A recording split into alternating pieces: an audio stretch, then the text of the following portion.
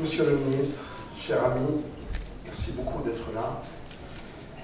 Mesdames, messieurs les ambassadeurs, messieurs les présidents d'université, on a au moins 4 ou 5, mesdames, messieurs les PDG, mesdames, messieurs les doyens et directeurs, et plusieurs directeurs de nos écoles d'ingénieurs, les ENSAM en particulier, mesdames, messieurs les enseignants-chercheurs, chers étudiants, mesdames, messieurs, honorables assistances. D'abord, c'est un réel plaisir que de revenir de nouveau à l'ENSAM après quelques jours.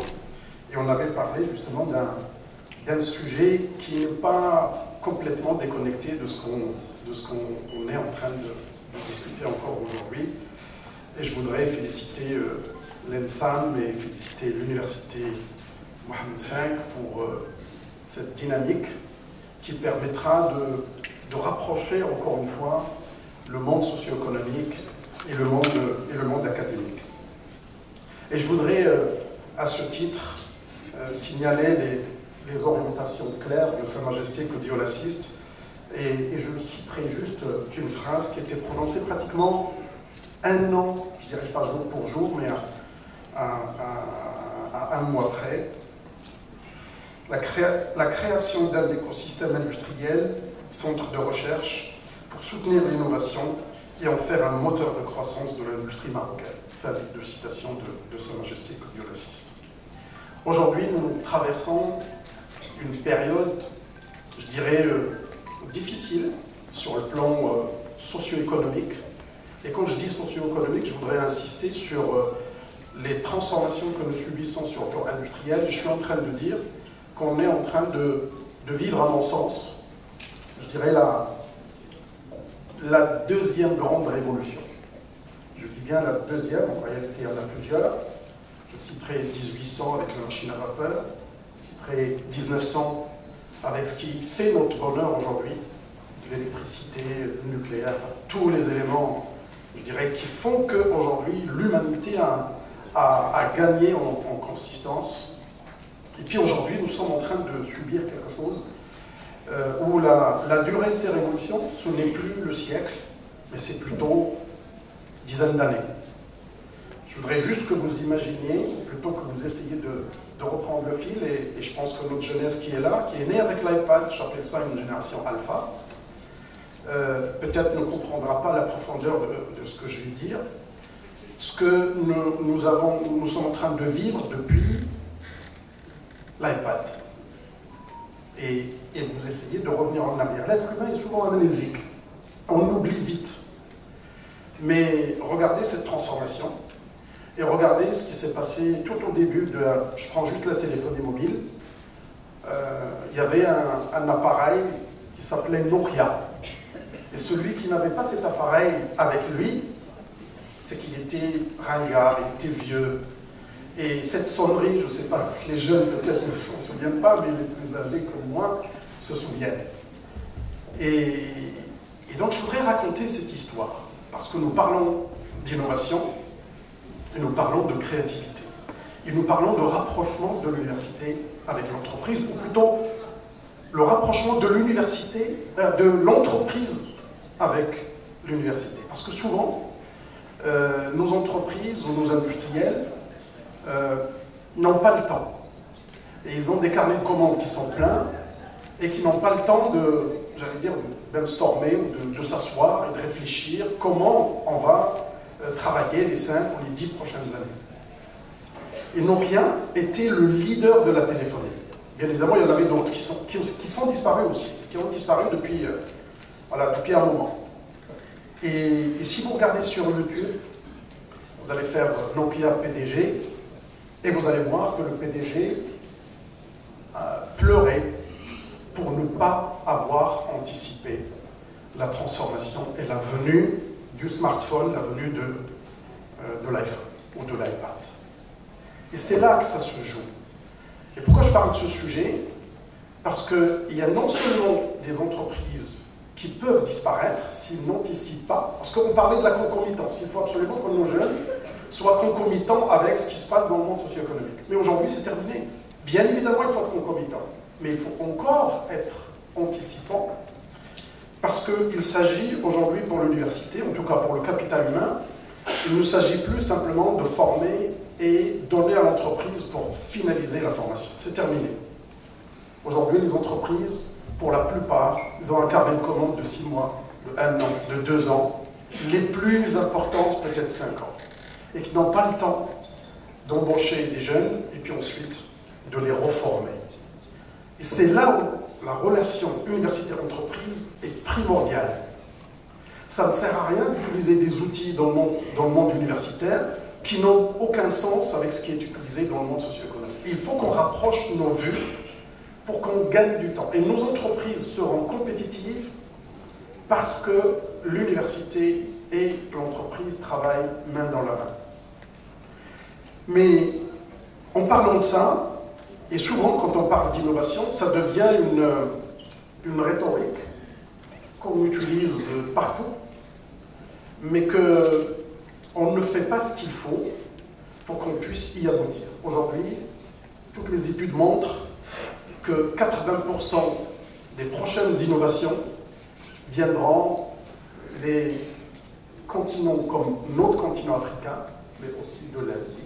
Ça veut dire des pays qui sont en constante évolution, qui sont en émergence, parce que les besoins en innovation se trouvent chez nous. Et qu'il faut absolument travailler pour que ces innovations sortent de chez nous, et non pas d'ailleurs, et ensuite on nous les revend. Donc il faut être, j'allais dire, vigilant et faire le nécessaire pour que ces innovations sortent. Mais on ne devient pas innovant parce qu'on l'a décrété.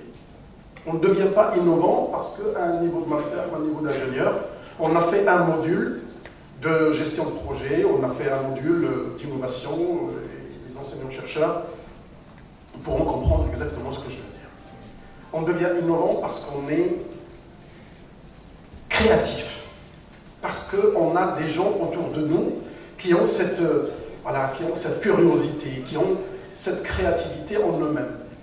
Et on ne devient pas créatif parce qu'on a décidé à un moment ou à un autre, on devient créatif parce que tout au long de sa jeunesse, tout au long de son parcours, on a acquis les compétences et on a eu les expériences qui nous amènent à ce qu'on devient créatif.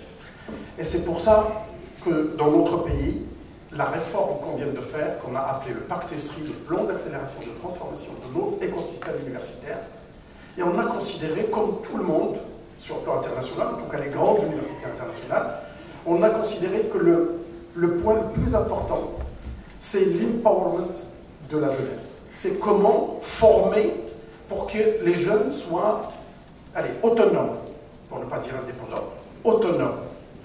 Et cette autonomisation, c'est ce qui permet à l'esprit de s'ouvrir. Et cette autonomisation viendra parce que nous n'avons pas simplement gavé les jeunes dans un amphithéâtre, mais nous lui avons donné des clés. Parce que vous pouvez donner les diplômes, encore une fois, je suis vraiment désolé, je l'appellerai le carton. Mais si vous ne donnez pas le carton avec ce que je suis en train de dire, toutes les compétences transversales, la musique, le théâtre, le sport, et bien évidemment les projets qui sont co-construits, co-travaillés avec le monde socio-économique, et puis qu'il y ait des allers-retours de la part des enseignants-chercheurs dans le milieu socio-économique, que les industriels viennent, ou que les entreprises viennent aussi enseigner dans l'université, et que les jeunes puissent aussi faire des projets ou bien des stages réguliers dans l'entreprise. Et c'est là où les paramètres comme l'alternance, comme l'apprentissage, des choses qui permettent encore d'asseoir cette dynamique. Donc, la thématique est vraiment vaste, un travail, je dirais, de longue haleine, mais qui doit être conçu. Et c'est exactement ce que notre gouvernement est en train de faire, pour que l'opinion publique comprenne exactement ce que nous sommes en train de faire, que ce soit dans l'éducation nationale, dans la formation professionnelle ou dans l'enseignement supérieur. Le fil conducteur que nous a demandé Sa Majesté, que Dieu l'assiste, il nous a demandé la capacitation des jeunes.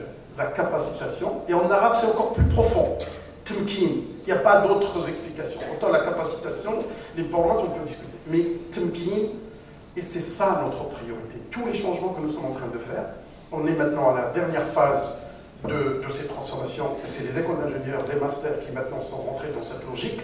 L'année dernière, nous avons commencé par les licences, les accès ouverts, et puis les doctorats, et puis maintenant on a mis le braquet sur tout ce qui est formation, ce qu'on appelle nous dans notre jargon interne, les accès régulés, les accès sélectifs, mais ces accès sélectifs, bien évidemment, on a des jeunes peut-être sélectionnés, et que nous avons aujourd'hui ce système qui est en train d'être mis en place, dans lequel nous basons sur les compétences linguistiques, sur les compétences digitales. Quand je dis digital dans le sens large, l'intelligence artificielle, mais aussi tout ce qui est numérique, et puis aussi tout ce qui est activités para-universitaires, qui sont aujourd'hui rétribuées avec des crédits du CTS, des activités multiples, que ce soit un travail dans une association. Le travail associatif, il développe l'empathie, il développe l'intelligence émotionnelle. Il y a énormément de paramètres que nous ne savons pas enseigner dans un amphithéâtre.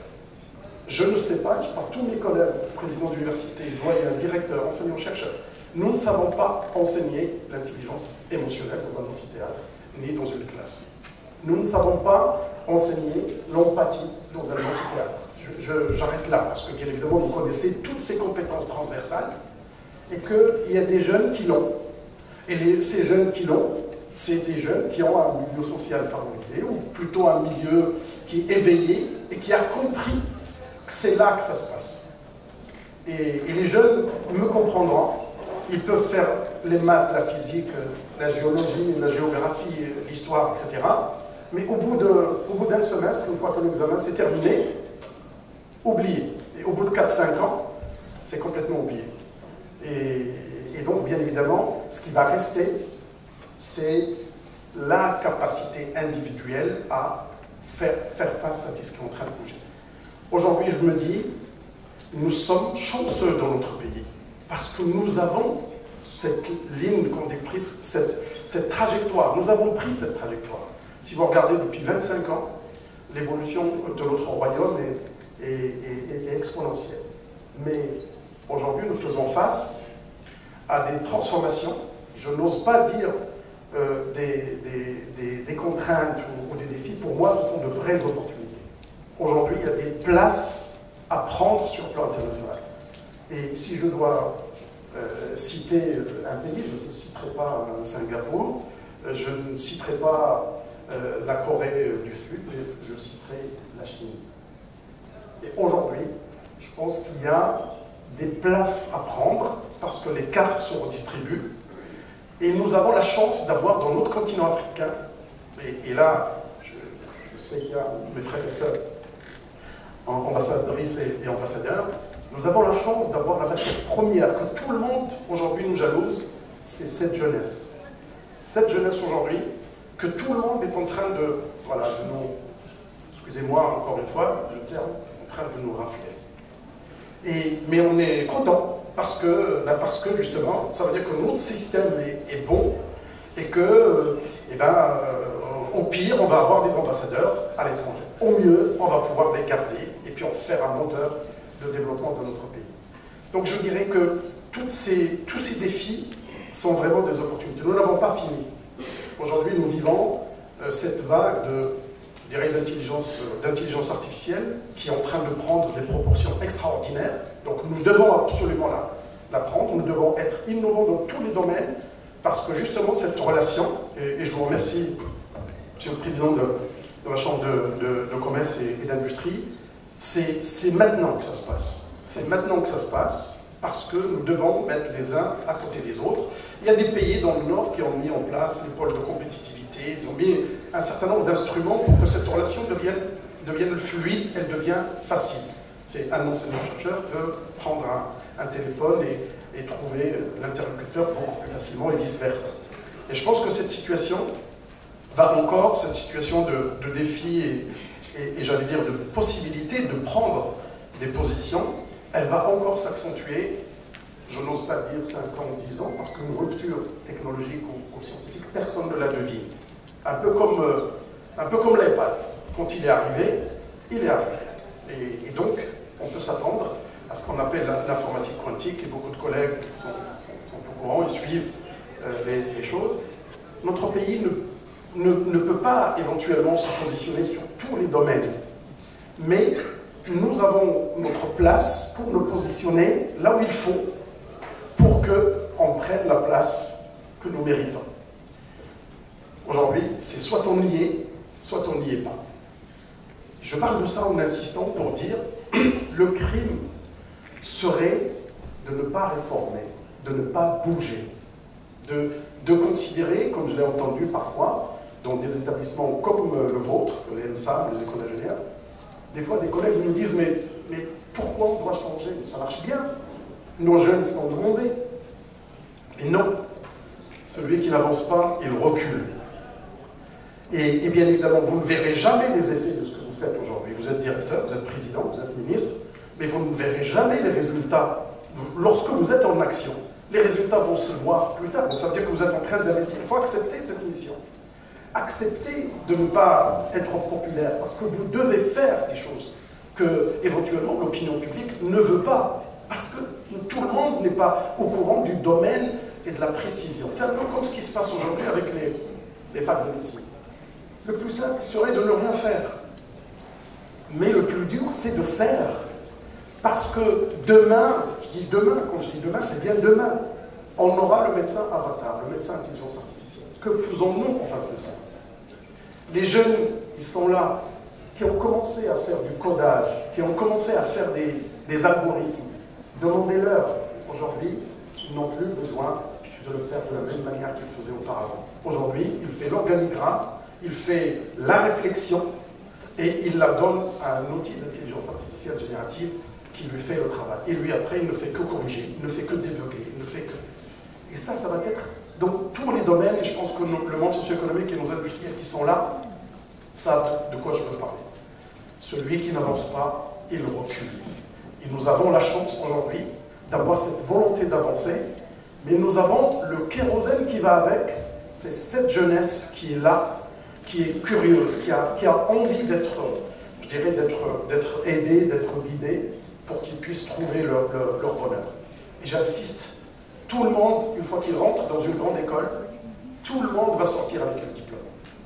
Mais l'évolution personnelle, ça se joue sur l'empowerment, ça se joue sur sa capacité à bouger. Cette résilience que nous ne savons pas enseigner, que nous devons l'acquérir dans l'université. Je considère qu'aujourd'hui, l'université, on va y passer 3 ans, on va passer 5 ans, on va passer 8 ans.